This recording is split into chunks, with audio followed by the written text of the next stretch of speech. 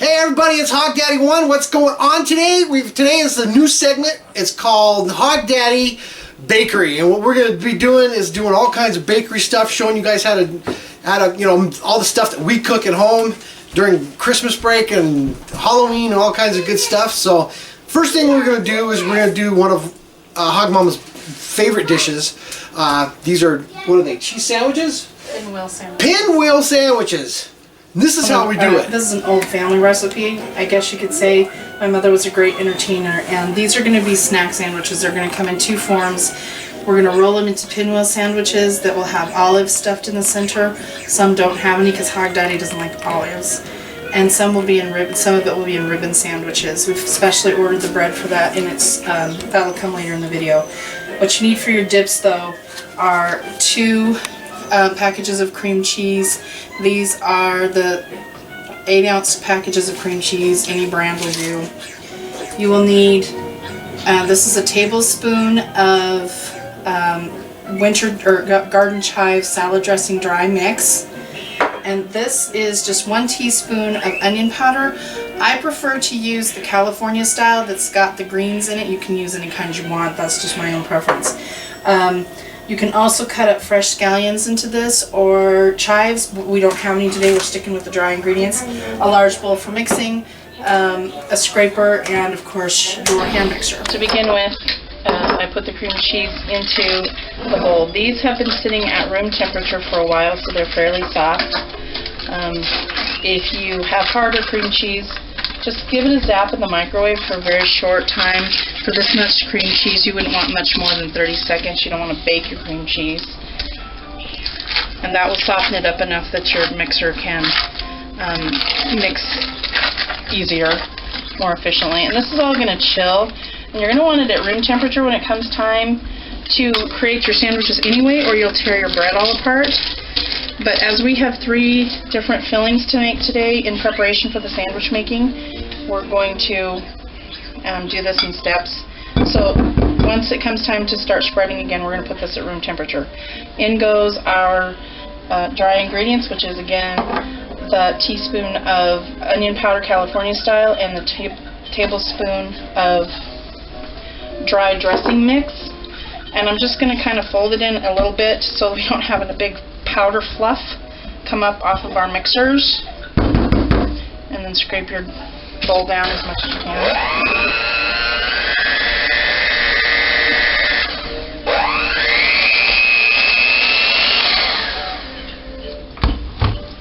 Okay, so this has been blended up pretty well. It kind of has a pretty green color. And so you blended it nice and creamy. At this point, I would take a spoon, take a bit of a taste, see if it's strong enough. You want it fairly flavorful because remember you're using this with plain white bread, and it doesn't have a real thick layer when you put it in. So this is done. I'm just getting the next set of cream cheese into my bowl. And I scrape off the cream cheese off the package. There's no point in wasting that and throwing it away. And then to this one, we're going to add bacon. So I wanted to show you how I do bacon. I do bacon in the microwave. This is 2 pieces cut in half, obviously. If you do things around the outside of your plate in the microwave, they cook better. Things in the center don't tend to cook very well. I put these in for 2 minutes and 20 seconds. Every microwave is different. I don't have anything special. This is a 17-year-old Panasonic. It was my mama's. And then drain them off once they're cool enough to use. I transfer them into a cutting mat. And I just use a chopping knife. If you have a regular chopping knife, these are pretty nice. Again, my mom's. So they're not really expensive. Any knife will do, obviously. This is just how I was taught.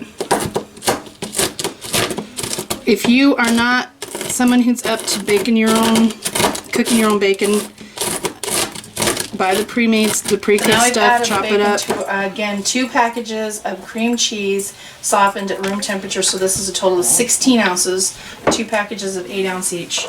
Here we've got 3/4 of a cup of finely grated, this is cheddar cheese. You could use pretty much any flavor you want that would go with bacon.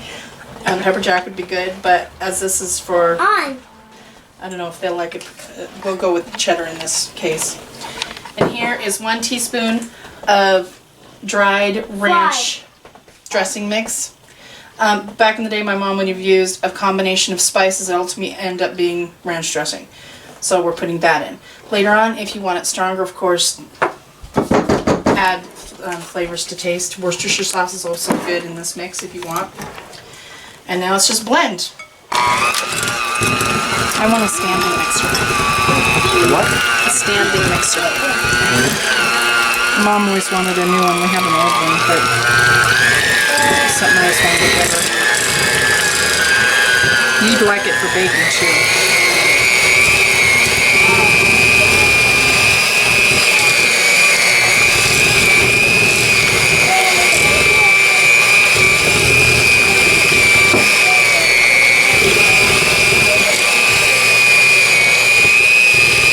I've already got 8 ounces of cream cheese in here, another 8 ounces.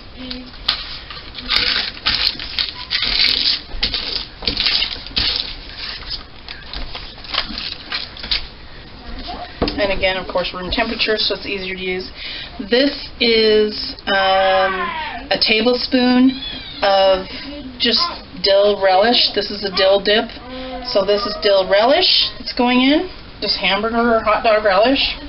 Nothing fancy. And this is 2 teaspoons of another dry salad dressing mix. This one happens to be garden dill flavored. And that goes in. And then, as we did before, blend it up.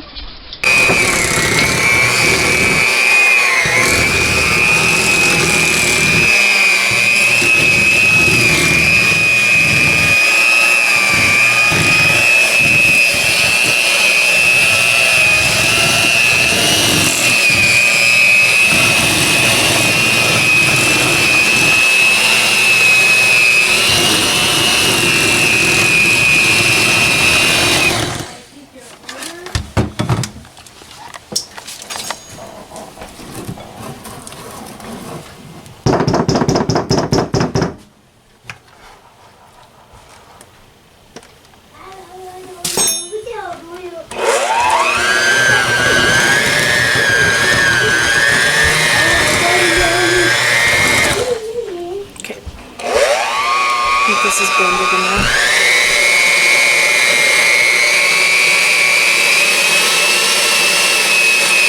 So what I do at the end, this is just something I've learned over the years, is I put it on a low speed. It kicks all that cream cheese back into the bottom of the bowl, so I have less to work with up here. Let your machines do the work for you. So we weren't entirely sure about this, if we've got enough ingredients, so we're just going to take a small spoon and give it a taste and see if this is dill enough. It's pretty good. I'm going to use the other end of the spoon.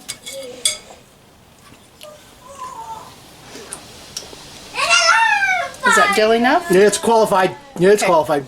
Again, I'm not working from a recipe. I'm working from... Ooh, that's really dilly. That's good. So I'm working from just grown up. And so wow, that is good. That was a good measurement. Tablespoon of the relish, 2 teaspoons of the dressing. And so now we're ready to get our dips back up to room temperature. I have the other 2 in the fridge, obviously, because you want to refrigerate anything that's cheese when you're not using it.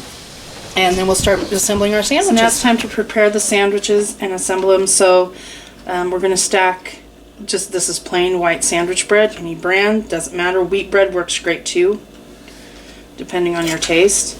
Seedy bread may not work as well. And serrated cutting knife, and you cut off the crusts all the way around. And I've already done some here. Once your crusts are cut off, I save mine. I dry them out in the oven, throw them in the blender, and make breadcrumbs out of them. You need a regular rolling pin, and you just roll the bread flat. You don't want to get too aggressive. You just want it thinner because it's easier to roll. I chose the dill cheese. And just like spreading peanut butter, make sure the entire surface is covered because you don't want any slice that's going to have nothing on it.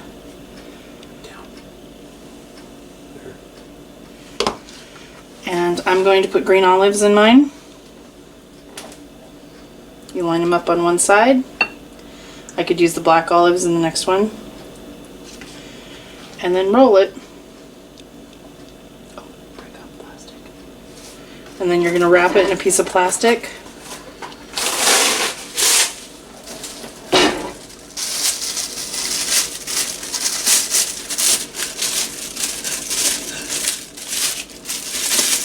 You don't need quite this much, but it'll be fine. And just roll it in your plastic. Any kind of plastic wrap will do. And then twist it until you kind of have this little sausage, and then chill them. Once they're chilled, you can slice them. So this one's been chilling for a little while. I don't know if it's going to be long enough, but we'll see. They slice better if you chill them, and this is a good way to store them until you're ready to actually eat them.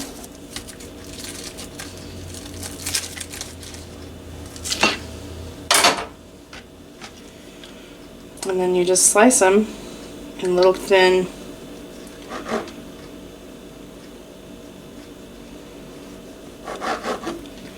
sandwiches, and you have a pinwheel of cheese and olive, or you can leave the olive out entirely. It's up to you.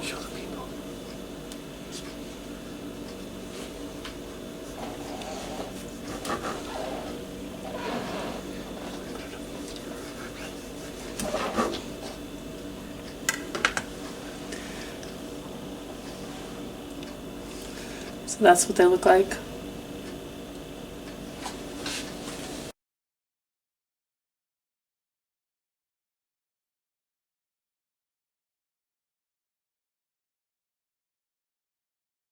Hog Daddy out. Boy!